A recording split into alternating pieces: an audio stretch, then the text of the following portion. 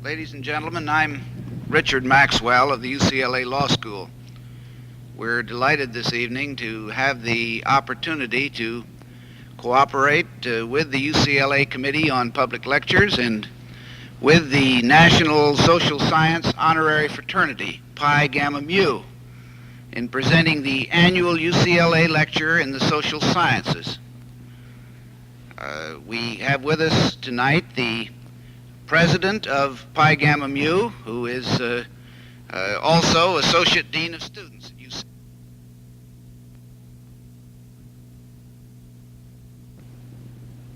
With highest honors at Northwestern University, receiving the Order of the Coif, and was a member of the editorial board of the Illinois Law Review.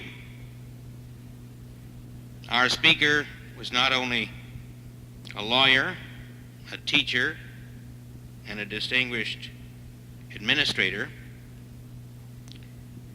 He was a teacher at Leland College in Louisiana.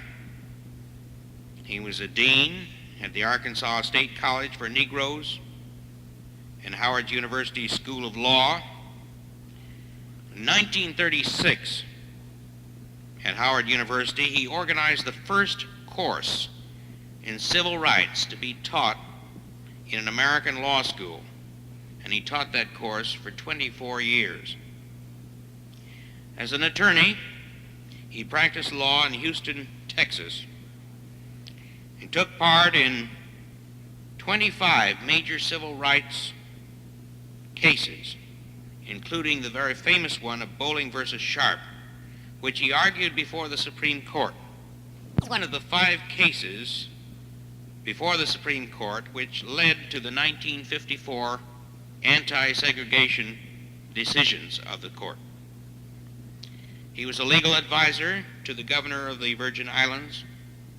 He has had many great experiences, but since 1960 he has been the president, of course, of Howard University in Washington, D.C. He has 5 LLDs and 1 LHD. It's the greatest pleasure to introduce tonight Dr. Madison Nabrit, Jr.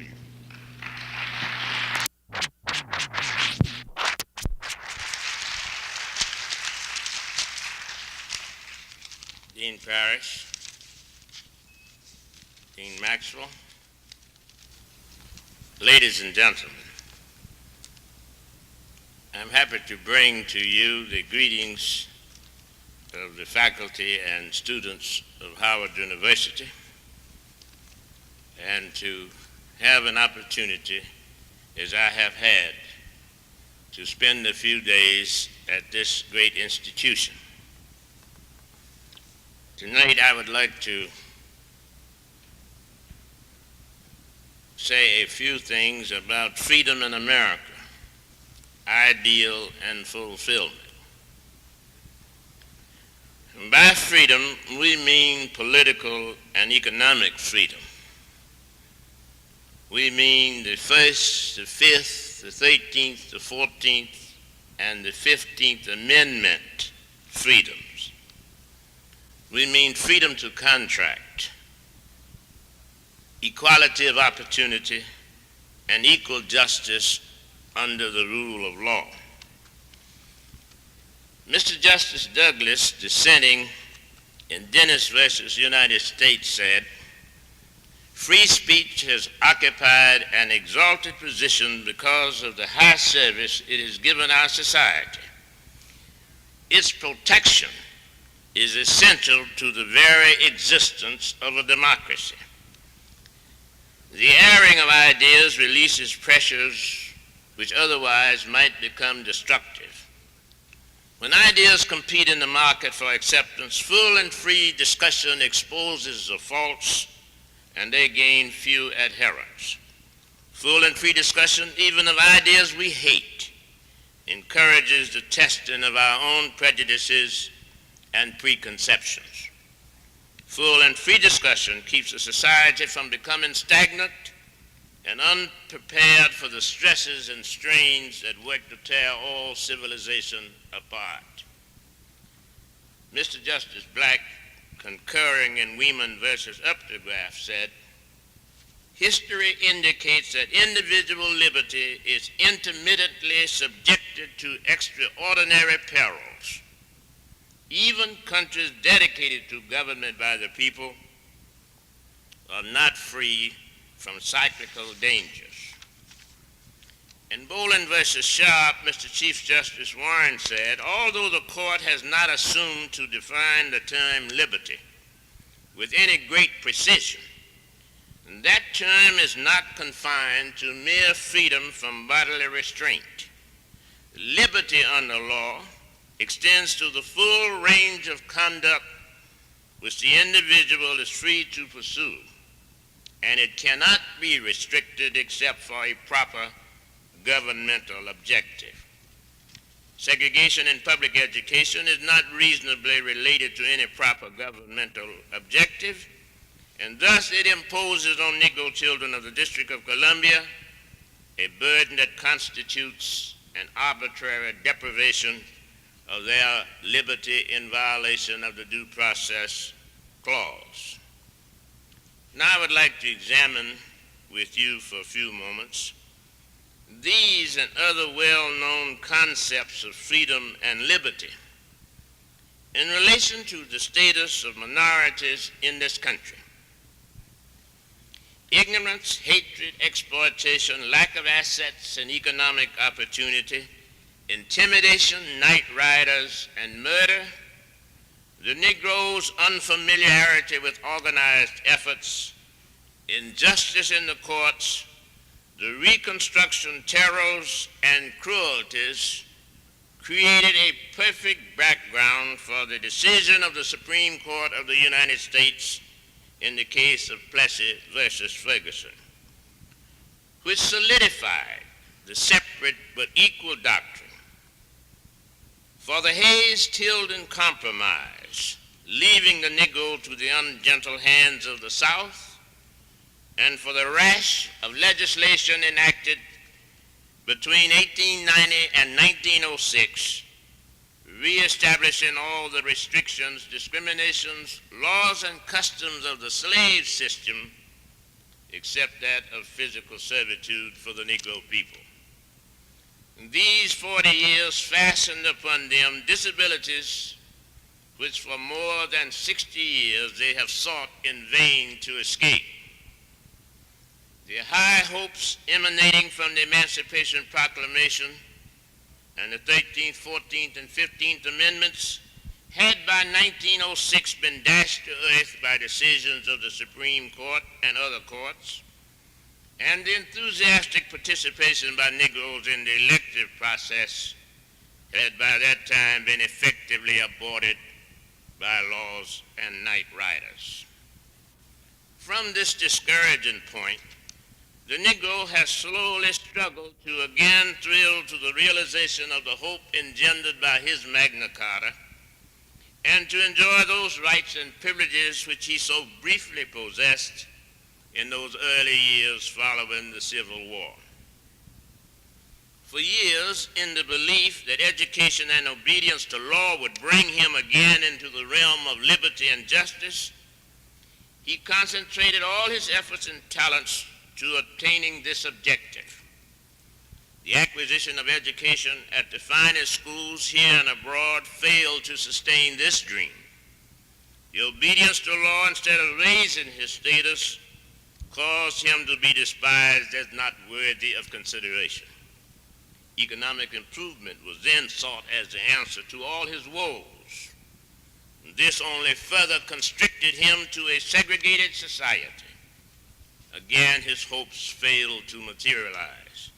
Patriotism and avid participation in 2 world wars and others, though on a segregated basis, next intrigued him as a solution to his problem, but these only resulted in lynching and misery after their termination. Another vanished dream. In the early 30s, a number of Negro lawyers began to seriously consider the use of law itself as a means of attacking the segregated system. By this time, the Negro was confined to a separate but unequal existence on the basis of race without parallel in a civilized country except in South Africa or under a slave system.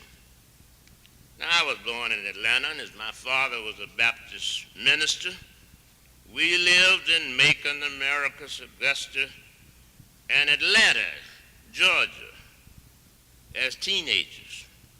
By the time I was 12 years old, I had witnessed 2 lynchings, including the burning of one Negro, and the iron of segregation had penetrated deeply within me. We began the practice of law in Houston, Texas, where I had never been, simply because at that time Negroes were testing the laws oppressing them. Legal questions were being raised also in Florida, South Carolina, Arkansas, Illinois, Maryland, and the District of Columbia at this time, but in a lower key.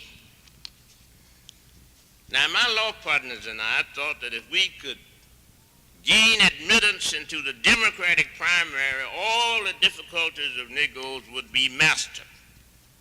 Does this sound familiar to you? Yes, we too thought we had the answer. This, in the end, seemed only another dream.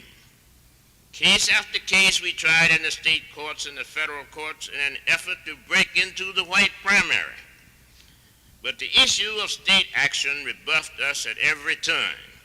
Technicalities of common law pleading were pursued to their outermost limits by the courts in denying us relief. We were voyaging in a new and strange field without adequate legal theory to support our action. In conference with other lawyers over the country, we found they were having the same experience. But a fortunate set of circumstances occurred in the middle 30s. Charles H. Houston, a Negro, graduate of the Harvard Law School, became Dean of the School of Law at Howard, and brought William Taylor, a law graduate of Iowa and a member of the COIF, William H. Hastie, a Harvard Law graduate and editor of the Harvard Law Review, now judge of the United States Circuit Court, Bernard Jefferson, a Harvard Law graduate, now judge of the Superior Court in Los Angeles, Andrew Ransom, a law graduate of Ohio State, George E.C. Hayes, a Harvard Law graduate, and myself, all Negroes, to the faculty of the Howard University Law School. When Houston became head of the legal arm of the NAACP, he made Thurgood Marshall, a Harvard graduate, his assistant. And after a short tenure by Taylor, Judge Hastie became dean. When Houston returned to Washington to practice law, Thurgood Marshall became special counsel to the NAACP. Now, with this close interlocking relationship between the law school and the NAACP, and with the addition of Robert Ming from the University of Chicago Law School, Spotswood Robinson, a Howard Law graduate, now judge of the United States District Court in Washington, as members of the faculty, the stage was set for the formulation of the theory, the choice of strategy, and the means for experiment in active litigation with our ideas. All of us were also on the National Legal Committee of the NAACP. The faculty worked on the pleadings and brief of every case the NAACP had, and in many instances argued the cases themselves or assisted in the argument, both in the state courts in the South and in the lower federal courts and the Supreme Court. The students assisted the faculty in this, and a dry run was held in the law school for every Supreme Court case tried by the NAACP over a period of 25 years. At last we had the setting, the organizational backing, the trained personnel, the laboratory, the library facilities, the coordination of lawyers well trained with the time and resources to challenge the existing legal barriers to first-class citizenship. And what is more important, the crucible of the give and take of study and argument of every aspect of legal disabilities affecting Negroes and the time necessary to do these things. One of our first actions consisted of an analysis of these legal obstacles and a classification of the areas in which they naturally fell. Through many years and through all the defeats and difficulties imposed by these legal requirements, the necessity for finding state action, of adducing evidence admissible or persuasive, of finding plaintiffs and keeping them, of pleading pitfalls, of compulsion to exhaust administrative remedies which changed after each decision, of the requirement that we first litigate legal questions in the state courts, of findings of merits in our complaints but denials that any relief could be granted, and most of all, despite the incubus of the separate but equal doctrine, the legal struggle moved successfully through denial of registration and the right to vote, unequal teacher salaries, denial of jury service, denial of equal protection of the law and of due process of law, through refusal of admissions to law school, to graduate schools, until by 1945, three things were becoming crystal clear. One, no adequate relief existed in the law except in resort to three-judge federal courts. Two, no case could be adequately briefed and prepared unless social scientists became more active participants in the preparation of these lawsuits. And three, that the separate but equal doctrine was blocking any further substantial progress toward any major breakthrough by the use of law. Hence, by the time the cases dealing with public schools arose in the early 50s, the cases were prepared in close cooperation with historians, psychologists, sociologists, educators, economists, political scientists, and philosophers from our major universities. The three-judge court was requested and used, and the doctrine that segregation per se was unconstitutional was embraced. And the Supreme Court, in its decisions in 1954, adopted this theory. It also, and this is very important, gave open recognition to the aid which the social scientists had furnished the court.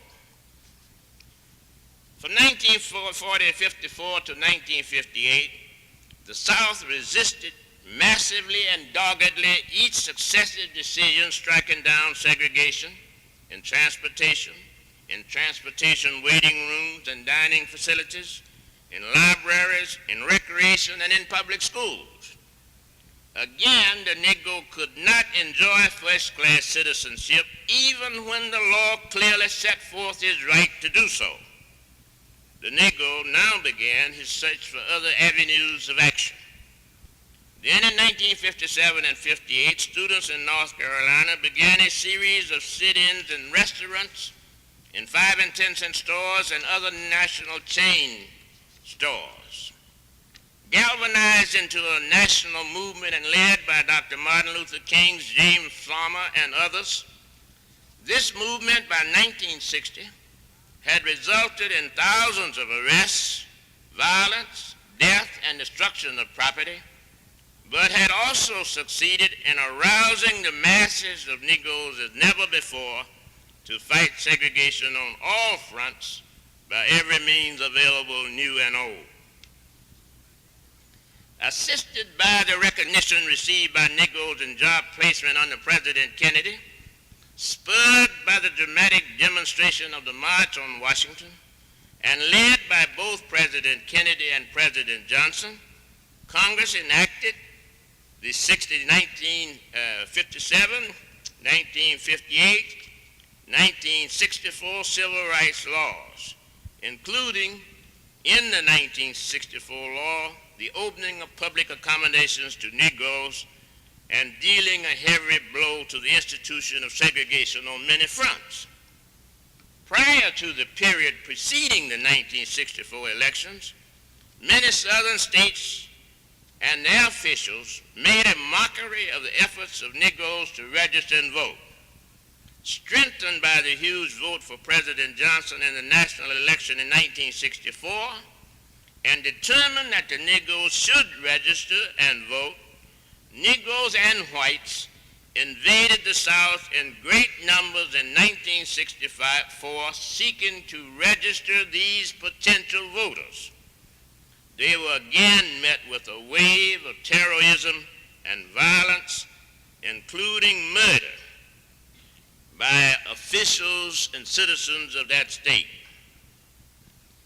The ugly scenes shown on television in Selma and the violence and disorder loosed by state officials in an attempt to halt the demonstrations and efforts to register in Selma and the march on Montgomery dramatized the Negro's voteless plight for all the nation to see in the naked, harsh, pitiless glare of the television lights, led to the President's historic speech on March 15th, caused the federalization of the Alabama National Guard to guarantee freedom of speech and the right to petition government for the redress of grievances, and resulted in the immediate consideration of new legislation by Congress to ensure that the Negro may freely register and vote.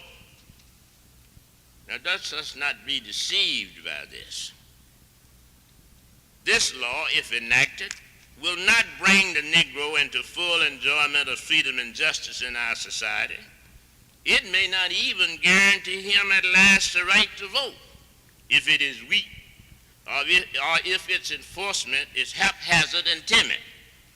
Even if enforced, it will not give the Negro equality of employment or housing or education, nor will it reach the many subtle and technical ways in which laws and practices may be utilized so as to deprive the Negro of liberty.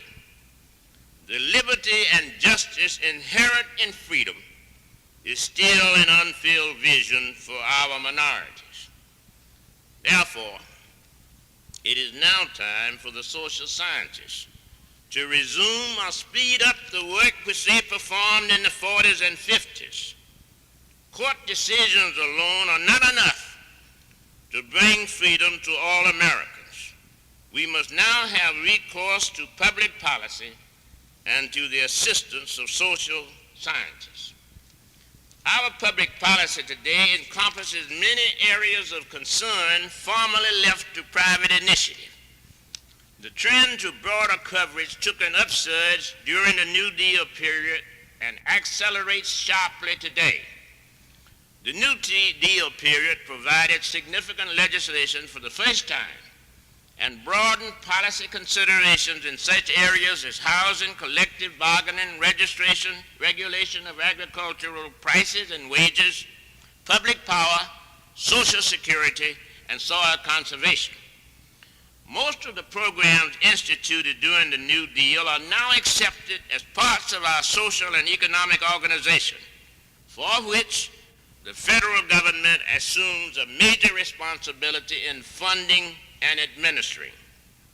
In a broad sense, the entry of government into areas formerly reserved to private initiative resulted from a complex of forces: the collapse of our economic system, tariff policies and changing world market conditions, new technologies, increased population mobility, and urbanization. World War II restored economic prosperity and changed our relationship with the rest of the world. Our foreign policy became radically altered as we became a party to numerous international organizations. Post-war economic conditions, however, resulted in a growing disparity in income distribution, so that in time a substantial proportion of our population has now come to be characterized as living in poverty. Automation and the economic recovery of Europe contributed importantly to this result, and the central city slum became a symbol of what was wrong. The broadened welfare concern concept today resulting from all this is known as the war on poverty. In both our foreign policy and the war on poverty, the status of the Negro American becomes an important consideration. The Supreme Court decision in 1954 and other related decisions, urbanization and population mobility, increase in literacy, and other factors have changed the relationship of the Negro minority to the American society. It is important, then, to recognize that the efforts to improve the status of Negroes must become an even more important part of our public policy if the economic, social, and political purposes of our country are to be served. Robin Williams, Jr., in summing up studies of intergroup relations in his recently published volume, Strangers Next Door, states that while public policy has always been concerned with these relationships, it nonetheless has been maintained heretofore as consensus that intergroup adjustments had best be left exclusively to the informed, natural processes of interpersonal dealings and relationships. However, it is now evident today, he adds, that existing strains, tensions, and conflicts that demand remedial action cannot be contained or resolved by interpersonal contacts and relations, by private propaganda and education, by voluntary groups and informal negotiation and mediation. Attempts to correct these policies, he continues, must become increasingly matters of high public policy. Now, given the fact that race and intergroup relations are certain to become increasing matters of public policy, it follows that increased knowledge of the phenomena to be dealt with is imperative both for program development and for administration. Such knowledge, I submit, can best be gained through research in the social sciences. Already the nation has been the beneficiary of the significant, though still limited, results of research in the humanistic disciplines. What is required is broader support of both action research programs, such as those related to the community action efforts to eliminate poverty, and basic research into the nature of race and intergroup relations under conditions of social change. Today, the social sciences occupy a position in relationship to public policy similar to that occupied by the natural sciences at the close of World War II. Prior to that war, American science did not impinge very strongly on government, either in military affairs or in matters of domestic economy or foreign policy. The mobilization of scientists during the war, however, in helping to prosecute the war's objectives changed this relationship. At the end of hostilities, it was clear that scientific research, both applied and basic, would never be divorced from governmental policy again in such areas as military and foreign policy. One observes in passing that beginning with the end of the Second World War, scientists have become more important in helping to shape our foreign policy. They serve as advisors to government in our foreign aid programs, as governmental representatives on important international organizations, UNESCO, for example, and in other capacities. The enlistment of the natural sciences in the service of government came only after altered social and economic conditions in this country and the relationship of this country to the rest of the world. The numerous task forces which operate today to develop information on specific conditions in important areas such as the conservation of manpower and education, for example, are manned mainly by social scientists and educators who are playing a major role in shaping governmental policy. Their use needs to be accelerated.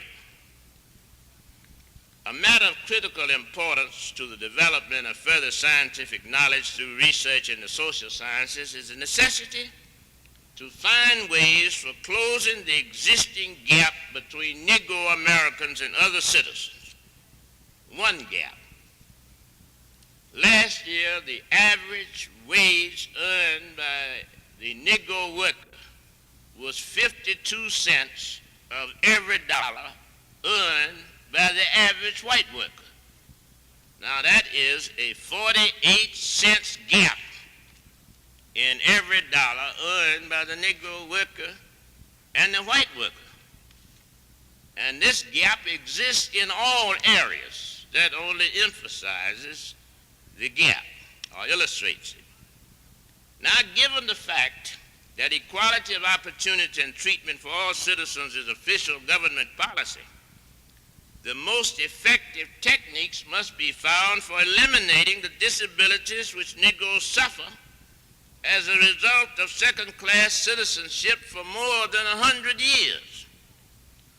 These disabilities cover a wide range and include such problems as motivation, lack of job skills, health conditions, inadequate income, and underachievement in education, to name a few. With the desegregation of schools, the practical problem of dealing with the education of children in our central city slums has become a major problem. This problem is compounded by the concentration of large numbers of such children, mainly non-white, in the inner areas of our city, as large numbers of middle-class white families move to the suburbs either to avoid sending their children to desegregated schools or to take advantage of new and cheaper or better housing, or both, or just because they want to live in the country. It is evident today that much of the fruitful knowledge acquired already in this area comes from the research being conducted now by psychologists and sociologists. Studies have developed the fact that what is required are somewhat different curricula to meet the needs of these children, and specially prepared teachers who have some knowledge of the kind of life and the kind of environment in which they live. Most importantly, as a result of researches in the field, we know considerable more of the cognitive values and styles of these children. They have abilities, but will develop them only if given special assistance. These promising but limited results must be expanded in the specific areas of pedagogical processes and in other areas as well. Questions of this type are likely to appear with greater frequency as efforts are concentrated on making this an integrated society. They must be countered with existing knowledge based upon empirical research, as Pettigrew has done, in skillfully presenting the findings of scientific investigation of Negro health, intelligence, and crime. Evidence on the nature of the personality damage suffered by the Negro during segregation and of the impact of the desegregation process itself upon children should be the object of continued investigation if we are to fully understand and deal with the behavior of children in intergroup relations. These examples have been given in support of the premise that misunderstandings of the processes of Negro-white relationships and of the Negro as a person are likely to engender conflict and confusion for some time in the future.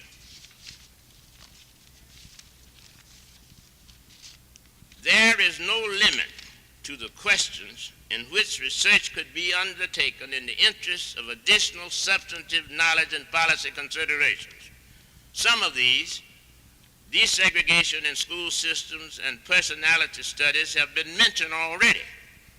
But such phenomena as community conflict over the desegregation of schools and in other areas decision-making processes involved in policy determinations in race relations, the economic costs of discrimination, the uses of authority of various types to obtain compliance may be added to this list as well as others.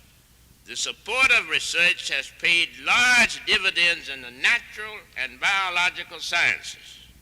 It should yield no less returns in the social sciences as an aid to our public policy. This policy must still be implemented. Laws must be fully enforced. Others must still be enacted. Executive orders must be enforced and others issued. Supreme Court decisions must be carried out, and still others must be handed down. Yet we can say today that the framework of a national policy of a commitment to an integrated society has been made. Now, one or two things must be said about the revolutionary struggle itself. No one man or group of men either control it or contain it. Men of wisdom lead sectors of it from time to time, but also self-seekers and persons who thrive on disorder clamor for recognition and for a place in the sun by appearing from time to time also as leaders. No man possesses the wisdom or the position to decide from day to day the course of the revolution. Human events are not thus directed or governed. Therefore, when we differ with the choice of this or that strategy, or this or that method, or this or that course of action, that is our right as free citizens. But even if we were agreed that this or that time is best for a particular course of action, or that in these or other circumstances we should best proceed in a certain way, we should remember that this revolution is not an exercise in applied mathematics, nor does such a vast social upheaval as we are now undergoing come in a nice, comfortable package with explicit instructions for its use.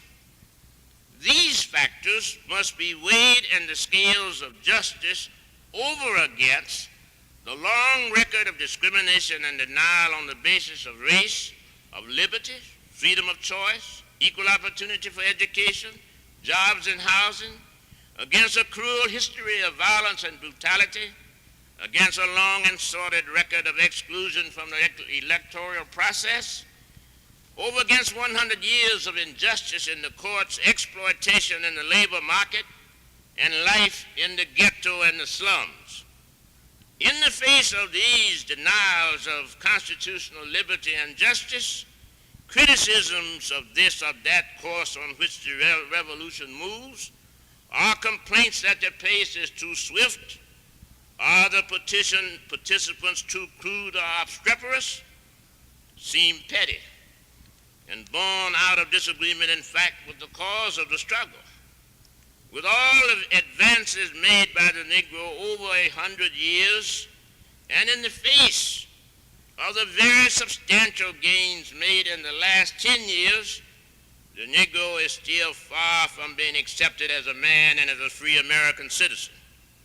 Any comparison of his gains which fails to show him equal in fact in opportunity, in treatment in the courts, in police protection, in registering and voting, in hiring practices and promotions, in securing open housing and equal education without any racial discrimination is futile and an insult to his intelligence, his manhood, and his American citizenship.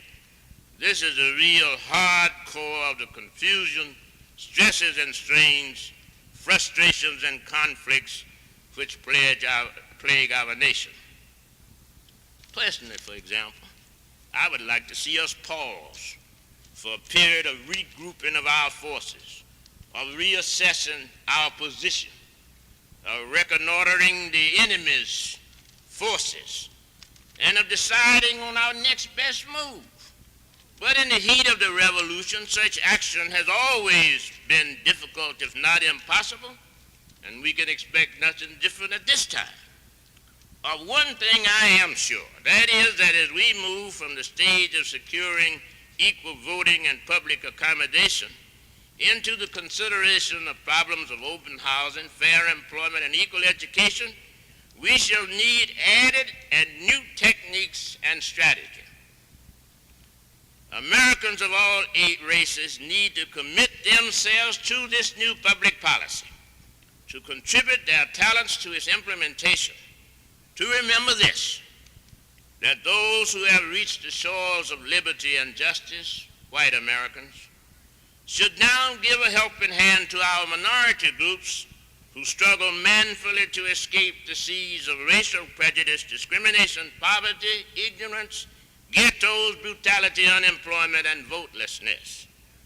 Our Negro citizens, who valiantly strive to stand at last on the bedrock of our constitutional principles and enjoy the blessings of liberty and democracy, are worthy of every assistance and encouragement.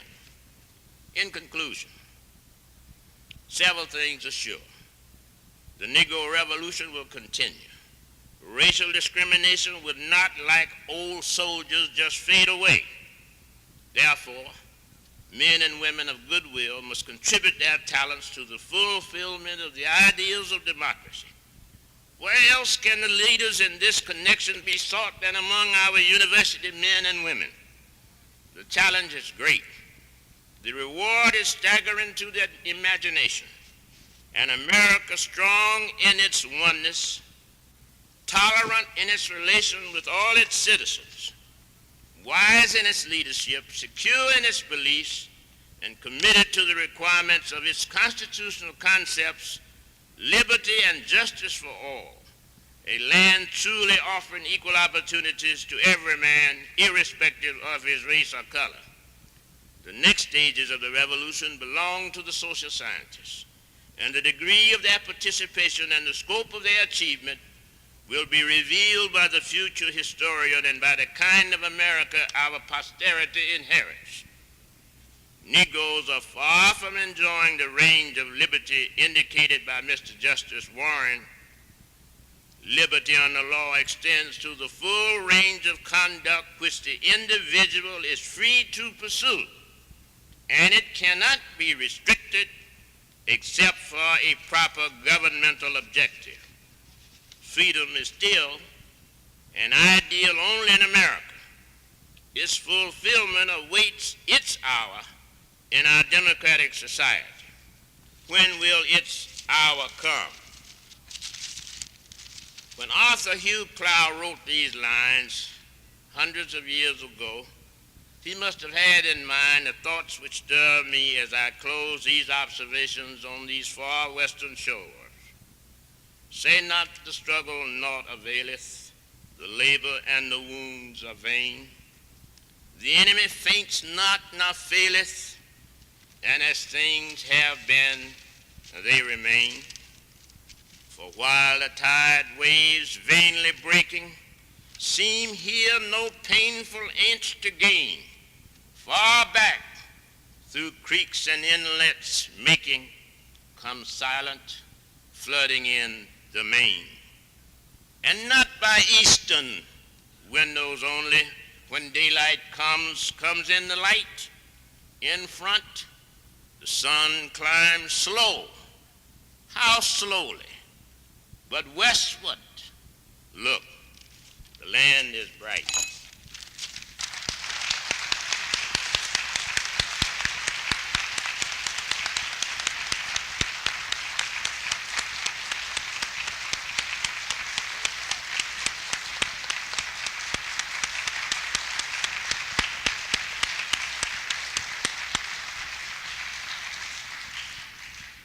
Thank you, President Nabrit, for a most inspiring address.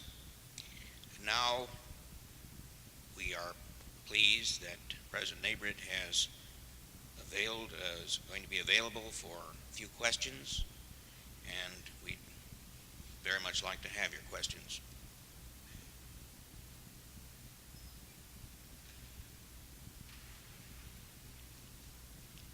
shy. Have you a question?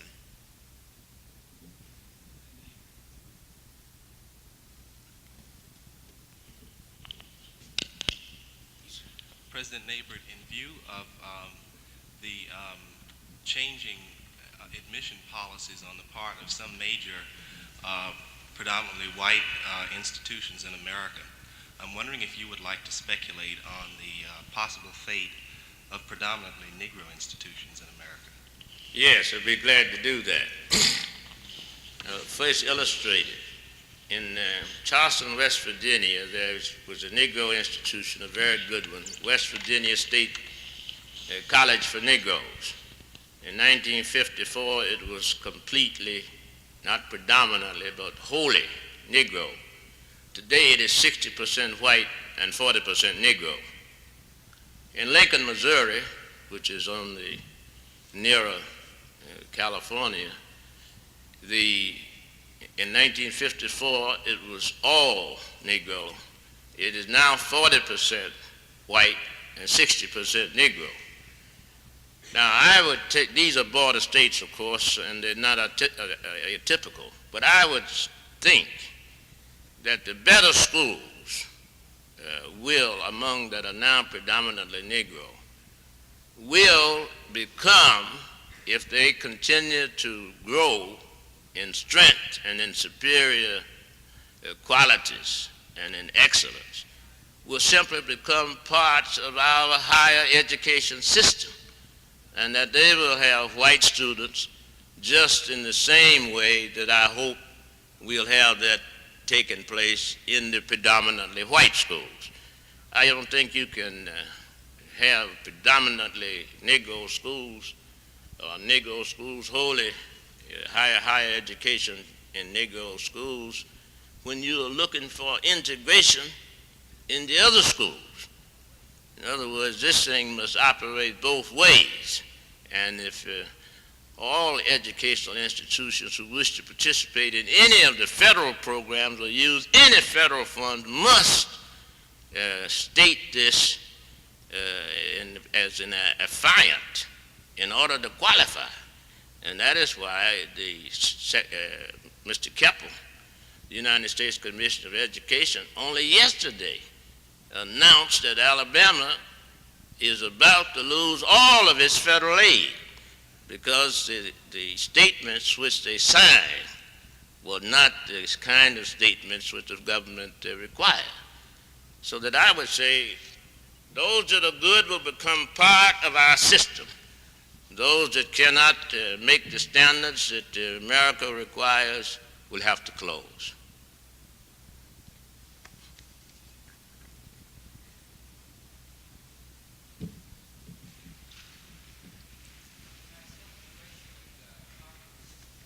Well, I'll give you, answer this before I get to that by saying this. Howard University will be 100 years old in 1867. Howard was set up as a school to serve the recently freed Negroes. But the charter of Howard University has nothing in it about race. The first 4 graduates from Howard University were 4 white students, white women students. Since Howard was founded, it has always had white students in all its schools and colleges. It has always had almost an equal number of whites and Negroes on its board, and has always had a large proportion of its faculty white. I would say that there's a considerable proportion of whites to Negroes in the law school. There are a large number in medicine and dentistry, but the proportion is not too large. There's a large proportion of them in the School of Social Work, and that in the rest of the schools, there are varying numbers, but not in any large proportion. I would say this, we have 7,500 students. Of that 7,500, 1,600 of them are foreign students.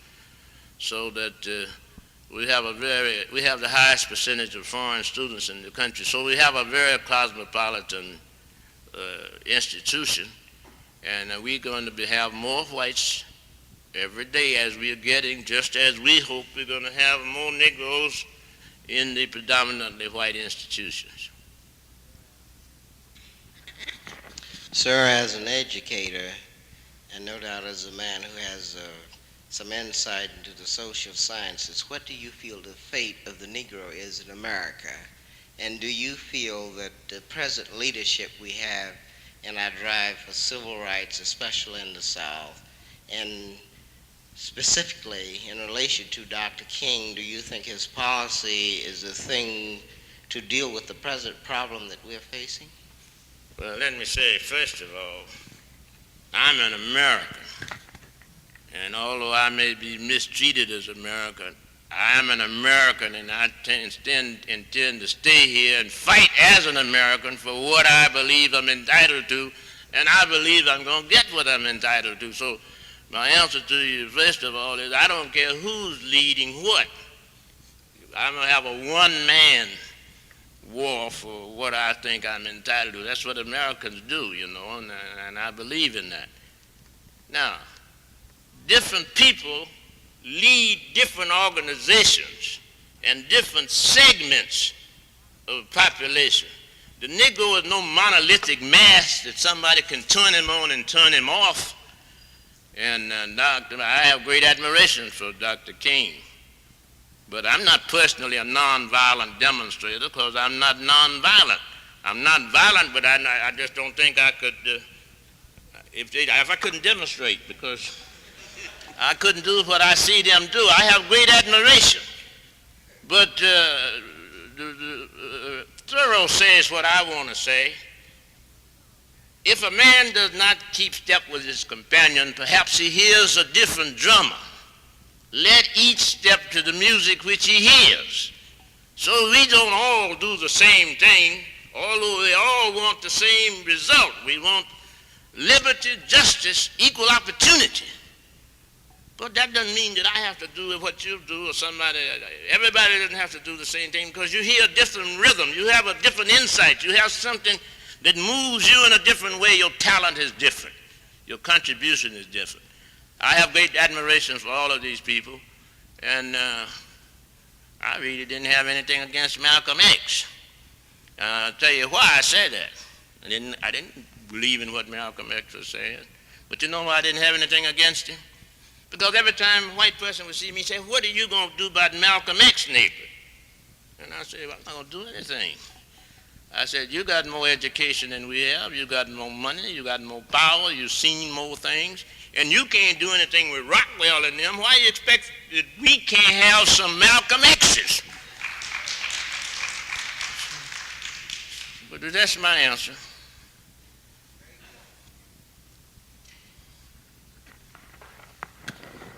Would you care to comment on Dr. King's recent proposal for an economic boycott on Alabama as a tactic in the struggle for civil rights? Yeah, well, again, we have our differences as to tactics and strategies, and I mentioned that in my speech.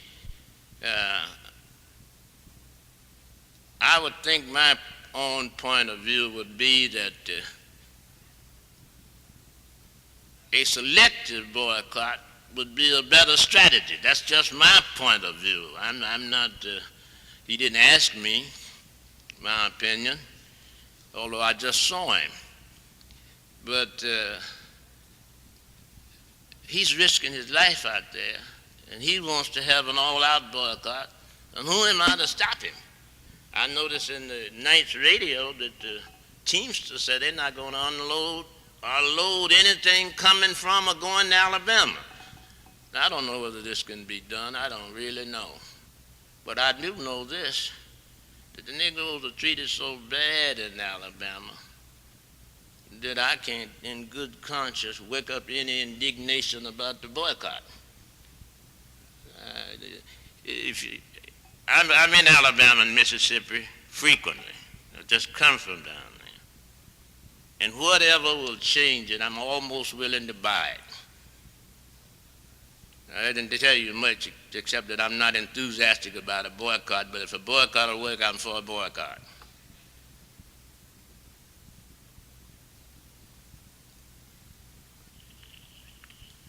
What effect do you think that Baker versus Carr is going to have on the achievement of the ideals of equality in the United States? I didn't get you. It's Carr. Baker versus Carr.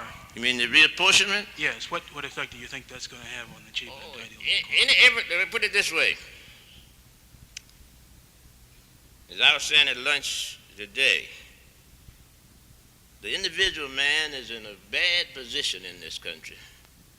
He's got big government, state and federal. He's got all these big administrative agencies. He's got big corporations, big business. He's got big trade unions. So he's walking around a little something. He doesn't have much to do with the decisions to determine what's going to happen to him. So anything that sort of puts a crimp into one of these or sort of opens up some way where we can make a little confusion and make them listen to us will help us. Now, these people who have gotten control of these organizations in these states pay no attention to large numbers of people who have come into the urban communities in the last 50 years when we were a rural economy. Now we're an urban society. And the people in the urban communities are not given fair representation. And that's where we are, the individuals. There are more individuals in this area. And therefore, I'm for anything that will give them a little more leeway to participate in decision making. And I'm very happy to see the court depart from its rule of not interfering in what it called political questions. Because if there ever were a political question, this is one. So the court has left it. Now, I like it, and I think it's going to be good. It's not going to solve everything because the congressmen, as well as the state senates, are trying to sabotage it now. They got a measure in Congress right this minute to postpone this, presumably until they could get a chance to mount an amendment to the Constitution. I think it's a good decision.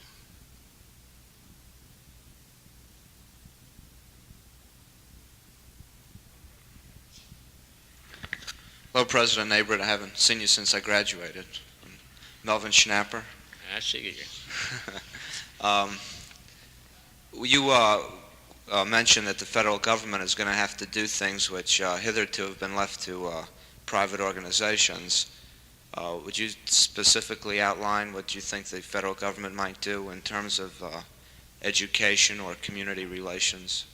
Well, I would say we are in the process of doing it now. We think we have the first major breakthrough in aid to education at the elementary and secondary level now at our threshold.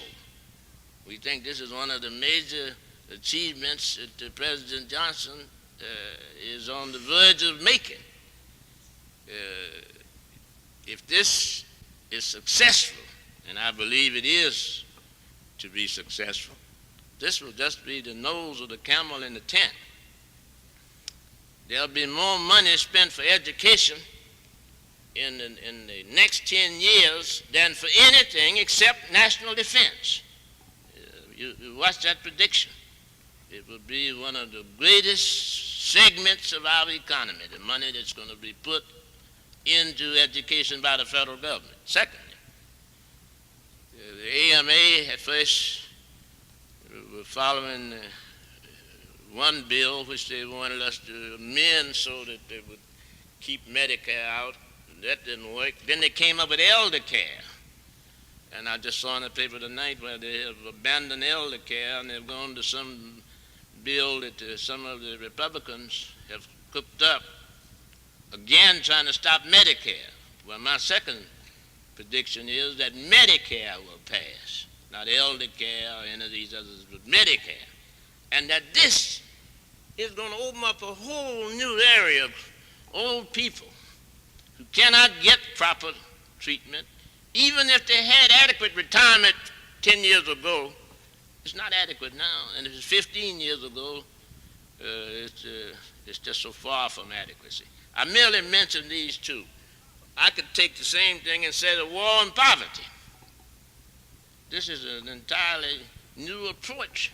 Some of the things we're doing are old, and we got to stop doing some of the things we're doing because we're spending too much money trying to administer this, and we got so many people administrating and carrying on that the people in the alley not getting anything.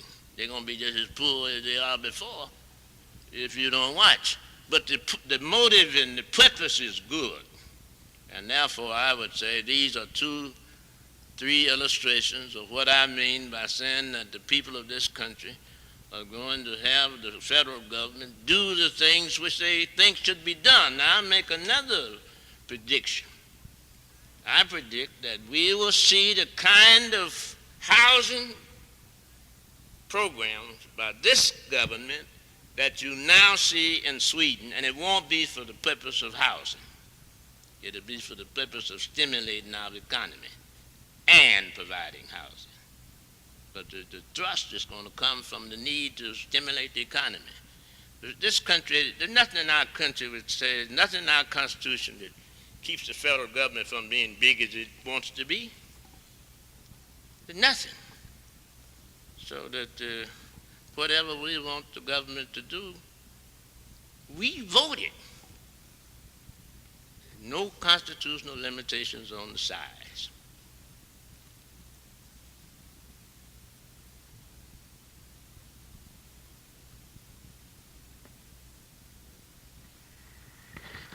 Sir, one of your concluding remarks was a quotational statement that the enemy faints not and faileth not. Apparently some of the white enemies have begun to fail and have begun to faint, and I assume this will continue.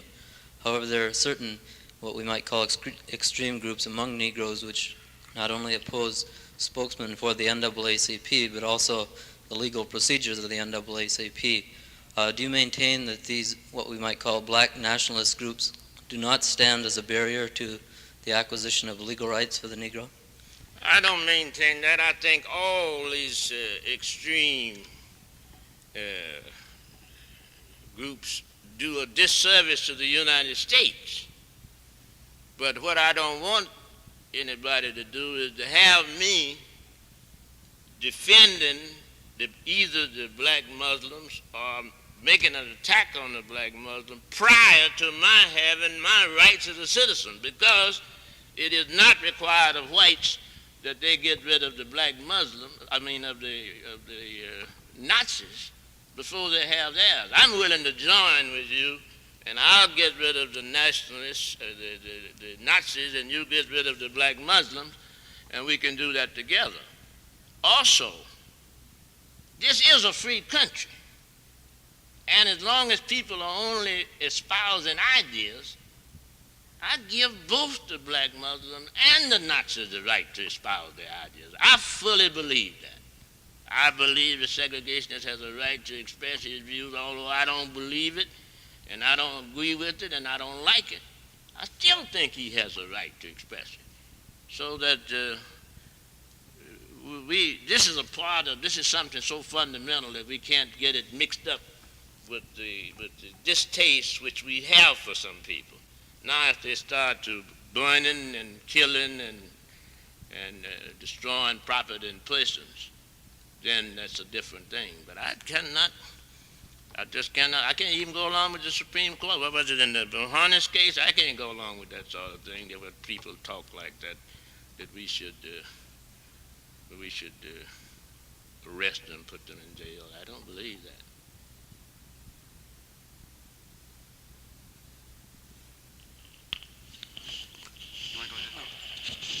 President Nabrit, do you believe that the American image abroad has suffered considerably, in your views, since the recent events in Alabama and so forth? When you say severely, I don't know whether to say yes or no. If you say it has suffered, I would have to say yes. And the reason I put it in that frame of reference, we are so big, so powerful, till just our size and sheer power irritates people. I mean, you just know, they they don't hate you, but you're just so big and so rich and so powerful, and sometimes a little arrogant too, that whatever you do has an effect and is presented all out of proportion. So that when we do something, like using that gas, which we shouldn't have used, then we have to explain that it just makes you sneeze. And then we said it didn't even make you sneeze because it couldn't get down there, so we were stopping using it because it couldn't get there. But we defended. What we were doing was we got caught doing something we shouldn't have been doing, so we tried to make it nothing, and then we stopped. But we didn't want to stop because we were doing something we shouldn't do. Well, now, this didn't make it win any friends and influence people. Also, we give things sometimes, but the lordly way in which we give it, the paternalistic, handing down something from on high to people who, even though they're ragged, in need, and maybe foolishly proud, but they're proud, and so they don't like it. Now, all these things will give us trouble from time to time. But I believe this, that if America lives up to its commitment and to its policy and its democratic principles, that they will win the support of a majority of the people. We're going to make mistakes because the people we send up there, we don't know ourselves what we want them to do. So naturally they're going to make mistakes. But I think this country is on the upward trend. I think we're not solving the Vietnam, so don't misunderstand me. But we're explaining it better.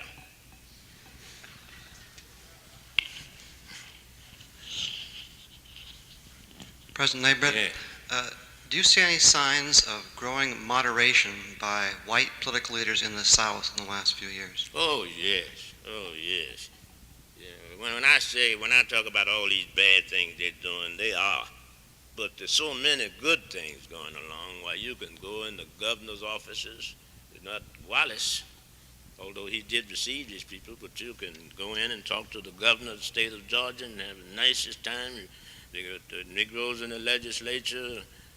You can go down to some places, down in some of these places where I live down in Georgia, and I would advise you to be careful whether you're black or white if you had a California license on your car. Because down there the sheriff is king, and he might not like you in his kingdom. But I would say, yes, when you can stay in a hotel in Mississippi, as I did, and you can stay in the hotel in Alabama, as I did, without any police or anybody, and I see other Negroes in there, and we go in the dining room. This is in Mississippi, and when I tell you Mississippi and Alabama, this is it. So I would say things are getting better, but this is the difficulty. The things that I can enjoy and the middle class people can enjoy who have gotten education, have some notion of what they could do or some ability to pay, that hasn't reached this man down at the bottom, the masses of Negroes, because the masses of Negroes in these towns in Mississippi where I was trying, they don't have any money to go to a hotel. They don't have any money to buy anything with much. So that all this is fantastic dream. And this is why I said to you that you can't control this revolution, because the people who are getting stirred up now are not middle class people. They have already been stirred up, but they also have enjoying a large part of civilization. But the people I'm talking about, I'll give you an illustration. I was talking to this woman in Mississippi, and I said, how can you have your little girl, Ms. Williams, going to this howling mob and taking a chance on losing her life? And she's a domestic, ignorant woman. And she says, I tell you, Colonel, they call all lawyers Colonel down there. So she says, I tell you, Colonel, if my daughter has to go through what I have gone through, I'd rather for him to kill her. Now, you know, this is something, you see, you don't get this in these things. This is something that this lady was just telling what she was feeling, and she wasn't making any speech. She didn't know how to make a speech. But just where she was sending her daughter. Well, now, something has to get on to these people, and that's why I was saying I was worried about the poverty program, whether it's going to reach her. And therefore, if you have a decent sheriff, police chief, they can ride the buses and they can go to the stores. They also got to be able to earn some money, because you can enjoy freedom. It has a heady odor or flavor, but you can't eat it. You need money. So you've got to have these other freedoms that I talked about, and this has to get on to them. I still say the situation is becoming better in many sections in the South, and we may get freedom in the South before we get it in the North, because in the South it's overt and obvious, and in the North it's sophisticated and subtle. If I follow up, to what extent do you think people might call working class Negroes in the South are interested and agitated today? Is it pretty widespread? Oh, it's not only widespread, they're way ahead of us. In many instances, these people that you call leaders, who happen to be directing sections of this, they have to take some of these positions. If they don't, they find some ignorant person out there in front of them leading them. So they're trying to keep up with the soldiers. This is that kind of thing. Several times, if you notice, King was going to call a march off, but he had to suddenly run out there and lead it because the march was going without him. I mean, these people don't have anything to lose. I mean, they don't have anything. They don't expect anything tomorrow. They haven't had anything before. So, this is revolutionary material.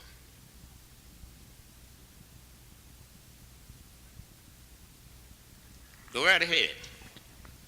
I suppose they're moving, but are we ready today with things to satisfy their basic needs? Therefore, if we're not ready, are we not likely to get something even more explosive than we've had so far? I agree with you. And the extent to which America can satisfy them as it carries out this policy will be the test of the true greatness of this country. We have a rendezvous with destiny in this country, which grows out our democratic system, which I firmly believe we're going to meet. But we are not going to have full employment of Negroes in the United States with 6 million people unemployed. Anybody who thinks that just doesn't know anything about life, he might as well just blow his brains out. The only way we're going to get full employment of Negroes is to get rid of unemployment.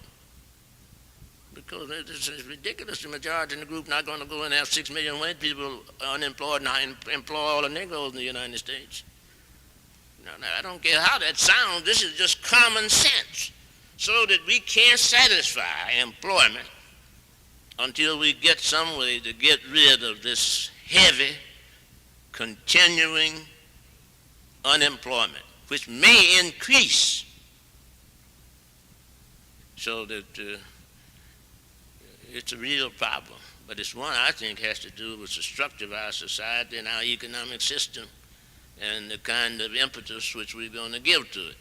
And I would make one more voluntary statement, and I make this statement because I've been a Republican all my life until Goldwater ran me out after all my life. First Democratic president I ever voted for was this one. But you know, I think this president might do these things we're talking about. One, he's a Southerner. And the Southerners, once they get their mind made up right or wrong, they're hard to handle. And two, he's been in Congress with them. He knows where all the bodies are buried. You see? So I think this president, I like this president. So far, I think he's great. I got room, you know, put this so far, but I really like him. I think he has his eye on the things that are wrong with the country, economic, education, and this matter of treatment of people. I think the man has got his eye on the proper thing. I didn't mean to talk all that, Mr. Chairman.